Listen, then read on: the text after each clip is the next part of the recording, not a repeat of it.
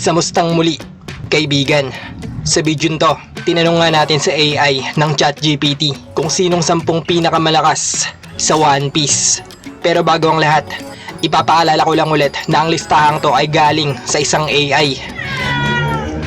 Kaya hindi talaga siya dapat seryosohin.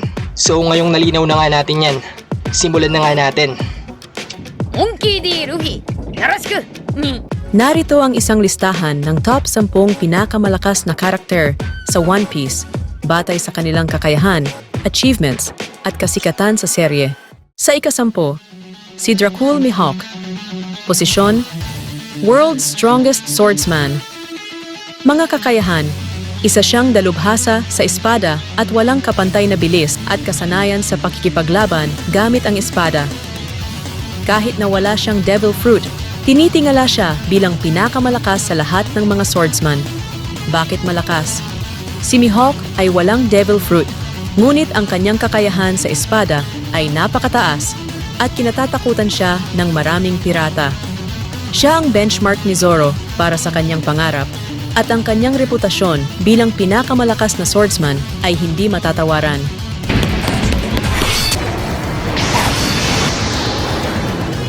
Sa ika-9, si Big Mom o Charlotte Linlin.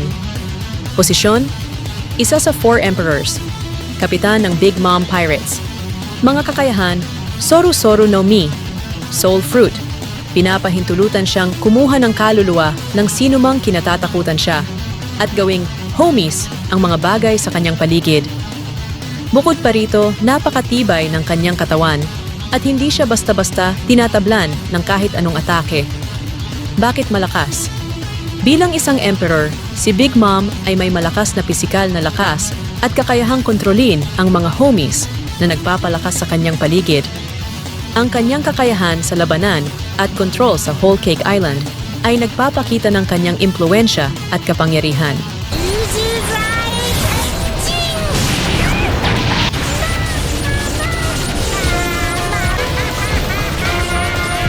Sa ika-8, si Akainu o Sakazuki. Posisyon, Fleet Admiral ng Marines. Mga kakayahan, Magu Magu no Mi, Magma Fruit.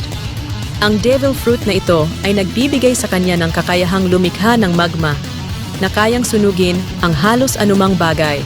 Isa sa mga pinakadelikado at nakamamatay na Logia type na prutas. Bakit malakas? Si Akainu ay kilala sa kanyang brutal na interpretasyon ng katarungan na walang pakundangan kahit sa kanyang mga tauhan. Ang kanyang kasanayan sa Devil Fruit at dedikasyon ay ginagawang isa sa pinakamalakas at kinatatakutang leader ng Marines.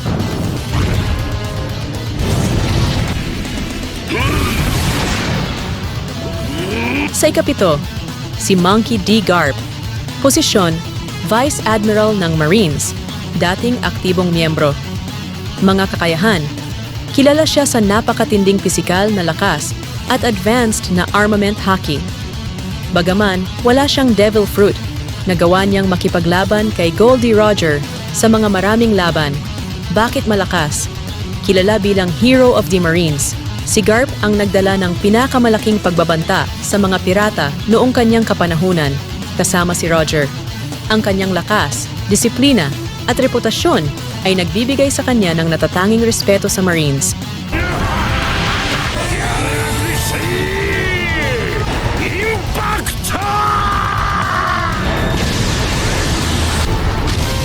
Sa ika-6, si Goldie Roger. Posisyon, ang orihinal na Pirate King at dating kapitan ng Roger Pirates. Mga kakayahan, bagaman wala siyang Devil Fruit, napakalakas ng kanyang advanced haki, lalo na ang Conquerors at Armament Haki. Kayang-kaya niyang makipaglaban sa pinakamalalakas na pirata ng kanyang panahon.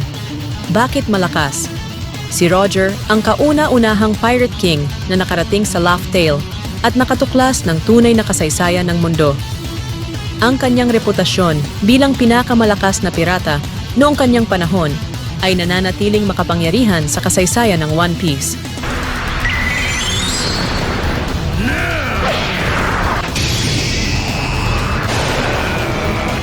Sa ika-5, si Blackbeard or Marshall D. Teach.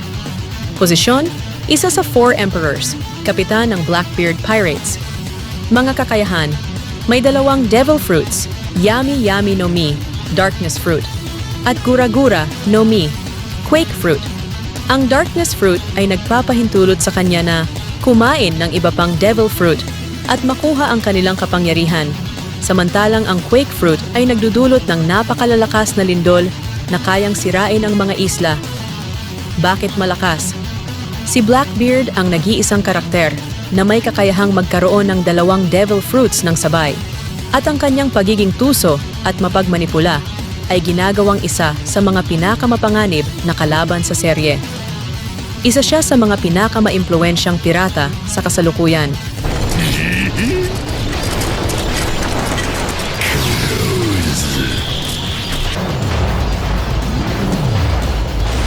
Sa ika-4, si Shanks. Posisyon, isa sa 4 Emperors, kapitan ng Red Hair Pirates, dating miyembro ng Roger Pirates. Mga kakayahan, wala siyang Devil Fruit, ngunit ang kanyang Advanced Conqueror's Haki ay napakalakas at nagagawa niyang kontrolin ang buong kapaligiran at manakot ng mga kalaban sa pamamagitan lamang ng presensya. Haki. Si Shanks ang isa sa mga pinakamahusay na gumagamit ng Conquerors, Observation, at Armament Haki. At ang reputasyon niya sa New World ay nagpapakita ng kanyang impluensya at kapangyarihan. Bakit malakas? Kahit walang Devil Fruit, si Shanks ay kinikilala bilang isang Emperor ng New World. Ang respeto at takot na ibinibigay sa kanya ng Marines at ng iba pang pirata ay nagpapakita ng kanyang mataas na antas sa kapangyarihan.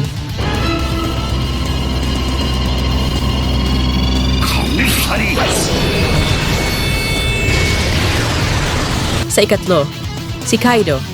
Posisyon, isa sa 4 Emperors at dating pinuno ng Beast Pirates. Mga kakayahan, Uo Uo no Mi. Model, Seiryu. Binibigyan siya ng kakayahang mag-transform sa isang napakalaking dragon at gumamit ng makapangyarihang elemental attacks gaya ng apoy at kidlat. Haki. May Advanced Conqueror's Haki na maaari niyang gamitin upang pahinain ang kalaban nang hindi man lang siya nasasaktan. Bakit malakas? Si Kaido ay kilala bilang the strongest creature in the world at kahit sa kanyang human form, napakatibay at napakalakas ng kanyang pisikal na lakas. Halos imposibleng talunin si Kaido sa pisikal na laban, kaya't siya ay isang natatanging halimaw sa larangan ng labanan.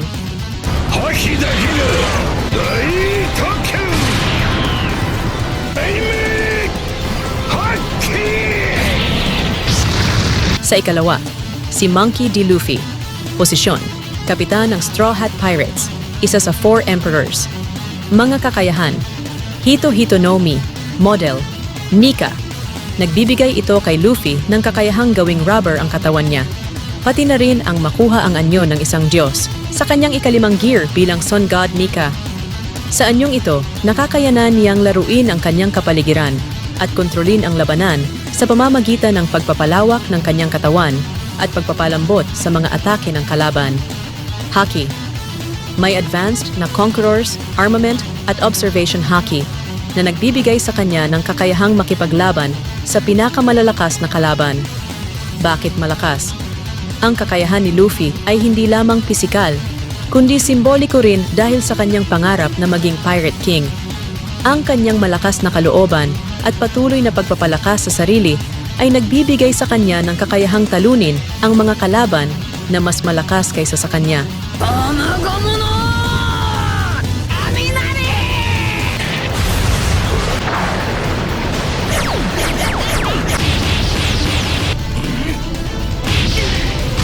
At sa unang pwesto, si Imu. Posisyon, pinuno ng World Government. Mga kakayahan, hindi pa alam ang eksaktong mga kakayahan, ngunit ang kapangyarihan niya sa World Government ay napakataas. Siya ang nagdedesisyon kung sino ang buburahin mula sa kasaysayan na nagpapahiwatig ng kakayahan niyang burahin ang buong bansa o rehiyon. Bakit malakas? Kahit na halos wala pang eksaktong detalye tungkol sa mga kakayahan ni Imu, siya ay itinuturing na ang pinakamakapangyarihang tao sa One Piece Universe, sa likod ng World Government at ng Celestial Dragons. Posibleng mayroon siyang napakalakas na kapangyarihan o sekreto na maaaring maging mahalaga sa pagwawakas ng serye.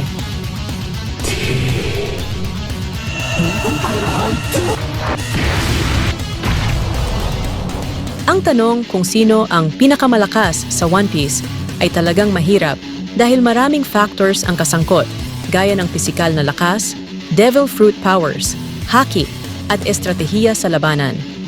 Gayunpaman, narito ang isang listahan ng top 10 pinakamalakas na karakter sa One Piece batay sa kanilang kakayahan, achievements, at kasikatan sa serye.